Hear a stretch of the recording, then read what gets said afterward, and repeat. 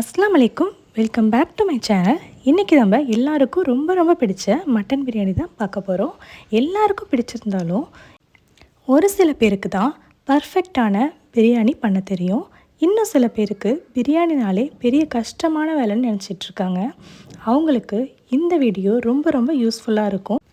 Beginners கூட இந்த video பார்த்ததுக்கப்புறம் பர்ஃபெக்டான பிரியாணி பண்ணலாம். ரொம்ப சுலபமான மெத்தடில் சொல்லி கொடுத்துருக்கேன். வாங்க சட்டுன்னு பார்த்துடலாம். நம்ம இப்போ குக்கரில் தான் பிரியாணி செய்ய போகிறோம். நான் 2 டேபிள் ஸ்பூன் நெய் ஆட் பண்ணிக்கிறேன். தேவையான அளவுக்கு நான் தேங்காய் எண்ணெய் தான் ஆட் பண்ணியிருக்கேன். தேவையான அளவுக்கு சேர்த்துக்கலாம்.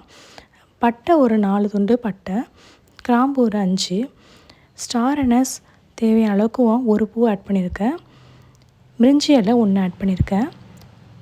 வெங்காயம் ஒரு 3 வெங்காயம் மீடியம் சைஸ் நான் கட் பண்ணி சேர்த்துக்கிறேன்.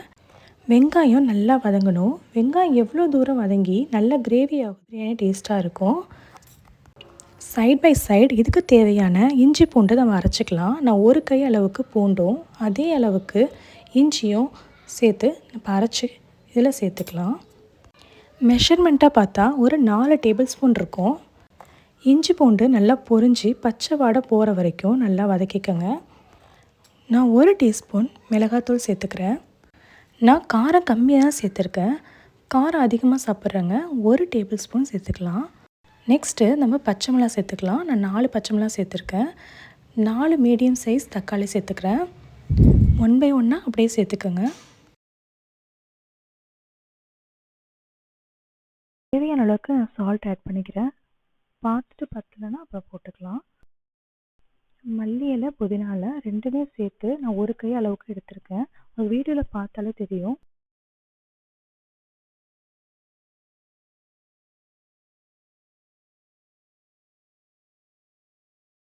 ஜீரகத்தூள் 1 ஸ்பூன் ஆட் பண்ணிக்கிறேன்.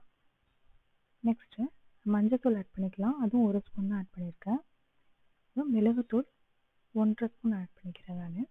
இது எல்லாத்தையும் 1 பை 1 அப்படியே ஆட் பண்ணிக்கலாம். இப்போ நம்ம மட்டன் ஆட் பண்ணிக்கலாம். நான் 1/2 கிலோ மட்டன் சேர்த்துருக்கேன். இது 1 நிமிஷம் நல்லா அந்த மசாலாவோட நல்லா வதக்குங்க. நான் தயிர் 1 கப் ஆட் பண்ணியிருக்கேன். சின்ன கப்பில் நான் 1 கப் ஆட் பண்ணியிருக்கேன். நான் இந்த கப்பில் தான் அரிசி எடுத்திருக்கேன். அதே கப்பில் நான் 2 கப் தண்ணி சேர்த்துக்கிறேன். கிராம் கணக்கு பார்த்தா 1/2 கிலோ இருக்கும் அரிசி. இப்போ குக்கர் போட்டு மூடி விசில் வச்சுக்கலாம். நான் 3 விசில் விட்டு எடுத்துக்கிறேன். 3 விசில் வந்ததுக்கப்புறம் பார்க்கலாம்.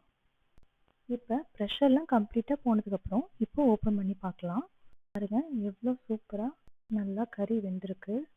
செக் பண்ணிக்கோங்க. உப்பு உரப்பெல்லாம் இப்போயே செக் பண்ணிக்கோங்க. லெமன் ஜூஸ் ஆட் பண்ணிக்கலாம். நான் ஒரு லெமனோட ஜூஸ் நான் ஆட் பண்ணியிருக்கேன். இப்போ சேர்த்து நல்லா கொதிச்சோன்னே நம்ம அரிசி சேர்த்துக்கலாம். அரிசி உடையாமல் ஒரு பெரட்டி லிட்டு போட்டு மூடி ஒரு விசில் விட்டு 5 நிமிஷம் தம் போட்டு நம்ம எடுத்துக்கலாம். வாங்க தம் போட்டுக்கலாம். தம் போட்டு பார்க்கலாம். ஃபுல்லாக ப்ரெஷர் எல்லாம் ஃபுல்லாக ரிலீஸ் பண்ணதுக்கப்புறம் பண்ணி பார்க்கலாம்.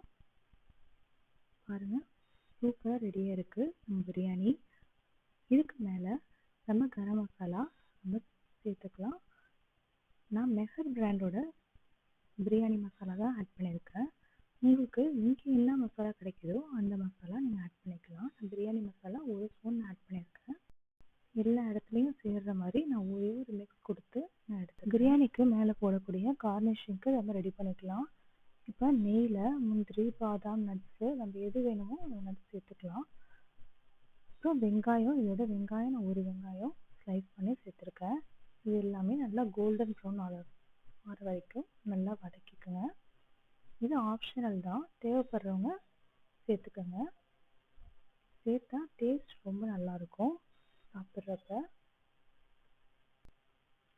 இப்போ இது எல்லாத்தையும் நம்ம ஸ்ப்ரெட் பண்ணி எல்லா இடத்துக்கும் படுற மாதிரி நம்ம சேர்த்துக்கலாம்.